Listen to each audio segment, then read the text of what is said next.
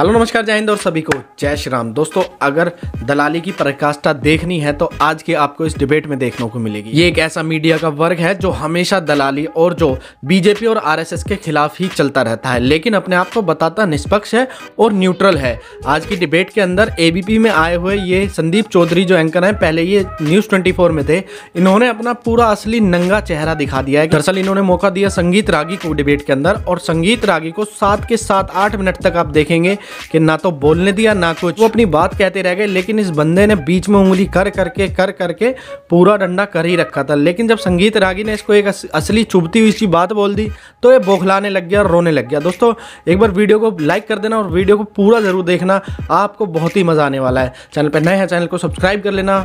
Picture चालू करो बे। Professor संगीत रागी, ये आरक्षण का घमासान हिंदू मुसलमान में क्यों तब्दील हो जाता है? जानबूझकर कर रहे हैं आप? संदीप, मैं तो नहीं कर रहा हूं, लेकिन आपको सबसे पहले जो आपने गलत बोला है मैं उसको करेक्ट कर दूं। मोहन भागवत जी ने कभी भी आरक्षण को खत्म करने की बात नहीं की है। ये मैं आपके पूरे चैनल और आपके पूरे दर्शकों के सामने 2015 में मैंने कहा था, जो संकेत दिए और वो बैकफायर किया था। विड्रॉ कीजिए। ना बिल्कुल गलत बात है, बिल्कुल गलत बात है, बिल्कुल गलत बात है, बिल्कुल गलत बात है। समीक्षा करनी चाहिए, समीक्षा करने के संकेत को माना गया, राजनीतिक संकेत ताकि अब इसे खत्म करना चाहिए। समीक्षा का मतलब क्या होता है? हाँ, ये कहा था ना, ये मान लिया ना आपने। आप पढ़े, मान लिया ना, आप पढ़े लिखे हैं। आप तो लालू की तरह व्यवहार कर रहे हैं। आप तो लालू यादव की भाषा का इस्तेमाल कर रहे हैं। समीक्षा का मतलब खत्म करने की बात नहीं होती है। अच्छा, उसमें साथ साथ जोड़ा भी था कि बहुत सारे समाज के ऐसे लोग हैं जिनको नहीं मिला है फायदा, बहुत सारे ऐसे हैं जो वंचित रहे हैं। तो इसलिए पहली बात तो मैं करेक्ट कर देना चाहता हूं, आपको परेशानी हो जाती है फिर झंडे वाला में मौजूद था। एक मिनट, तो फिर इनकी जातिगत जनगणना हो, जो पिछड़े हैं, पता लगे कि किसको मिल रहा है और किसको कुछ भी नहीं मिल पा रहा है। 923 जातियां हैं पिछड़े वर्ग की, ना एक दाखिला ना एक नौकरी। 988 ऐसी जातियां हैं, 0.26% नौकरी और दाखिला। तब जातिगत जनगणना में दिक्कत क्यों होती है? आप 8 मिनट उनको बोलने दिया है और आपने मुझे 10 सेकंड भी आप बोलने की मुझे इजाजत नहीं दे रहे हैं। ये बिल्कुल ठीक नहीं है। आप मुझे अपनी बात कह लेने दीजिए, उसके बाद जो आपको सवाल करना है आप करते रहिए। इस सवाल का जवाब जरूर देना। इस देश का विभाजन और हिंदू और मुसलमान के नाम, बिल्कुल जरूर दूंगा। इस देश का विभाजन हिंदू और मुसलमान के आधार पर ही हुआ था। हिंदुओं को, मुसलमानों को 23% उस समय आबादी थी और 35% जमीन पाकिस्तान के नाम पर मिली थी। कॉन्स्टिट्यूएंट असेंबली का डिबेट हम सबों को पढ़ लेना चाहिए। पढ़ा हुआ जो कोई भी आरक्षण या प्रतिनिधित्व का मामला जब आया था तो सुन लीजिए, सरदार पटेल ने यही बात कही थी, यू कैनॉट राइड 2 हॉर्सेस। ठीक है, आपने अभी इस देश का विभाजन किया है, आप 2 घोड़े की सवारी नहीं कर सकते हैं। यदि आपको पसंद नहीं तो आप पाकिस्तान जा सकते हैं। यह कोई ऐसा ही वाकया था जैसे 1871 में अमेरिका ने यूरोपियंस के लिए कहा था कि भाई तुमको नहीं पसंद है तो पटेल की सिलेक्टिव, रही बात इस सिलेक्टिव मंडल मेमोरीज ही दर्शकों के सामने पेश कर रहे हैं। क्या क्या चिट्ठी लिखी थी, सरसंघ चालक को पाबंदी भी लगाई थी। क्या हम उस पर डिबेट कर रहे हैं या हम आरक्षण पर याद दिलाना चाह रहा था? सरदार पटेल की तस्वीर पूरी कर रहा हूं आपसे। नहीं, मैं सरदार पटेल पर, मैं क्या उस मुद्दे पर हम डिबेट कर रहे हैं? आरक्षण के मुद्दे पर और प्रतिनिधित्व के मुद्दे पर हम डिबेट कर रहे हैं। हम इस मुद्दे, इस संदर्भ में हमने सरदार पटेल को कोट किया था, हम किसी अन्य संदर्भ में। तो जातिगत जनगणना पर इतनी दिक्कत क्यों थी? मंडल कमीशन के अंदर जातिगत जनगणना पर आपको और आरएसएस को दिक्कत क्यों थी? मेरा सवाल था, वो रह गया, उसका जवाब दे दीजिए। देखिए, राष्ट्रीय स्वयंसेवक संघ ने न तो जातीय जनगणना के खिलाफ बात की है और न भारतीय जनता पार्टी ने इसके बाद बात की थी। मैं बेशक व्यक्तिगत तौर पर मैं जरूर कोर्ट में केस फाइल किया था, क्योंकि मैं जानता हूं ये जितने भी परिवारवादी पार्टियां हैं। सुन लीजिए पहले बहुत ध्यान से सुनिए। मैंने कहा ना कि 8 मिनट एक प्रवक्ता, एक रीजनल पार्टी के प्रवक्ता को आप बोलने के लिए देते हैं और बाकी लोगों को आप बोलने ही नहीं देते। राष्ट्रीय पार्टी के प्रवक्ता बन जाइए, आज के 16 मिनट दूंगा। एक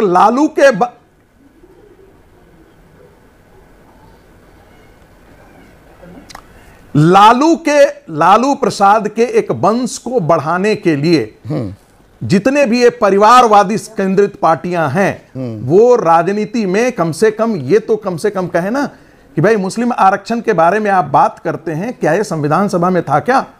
मंडल कमीशन के फैसले के आधार पर जितनी जातियों को आरक्षण मिला था मुसलमानों के, वो उनको मिल रहा था। लेकिन कांग्रेस का दुष्कर्म यह है और बाकी इन पार्टियों का दुष्कर्म यह है, ममता बनर्जी, क्या बांग्लादेशी मुसलमान आकर के बस जाएं, उनको आरक्षण मिलना चाहिए इस देश में? क्या रोहिंग्या आकर के बस जाएं, उनको आरक्षण मिलना चाहिए? लेकिन ममता बनर्जी जो इन बांग्लादेशियों के खिलाफ थी, वो वही ममता बनर्जी जाकर के तो बिहार में ये जो 23 बांग्लादेशियों को 23 मुस्लिम जातियां केंद्र की सूची में हैं बतौर पिछड़ा वर्ग, गुजरात की 22 मुस्लिम जातियां बतौर पिछड़ा वर्ग सेंट्रल ओबीसी लिस्ट में हैं और 26 जातियां मध्य प्रदेश की, ये कैसे हैं?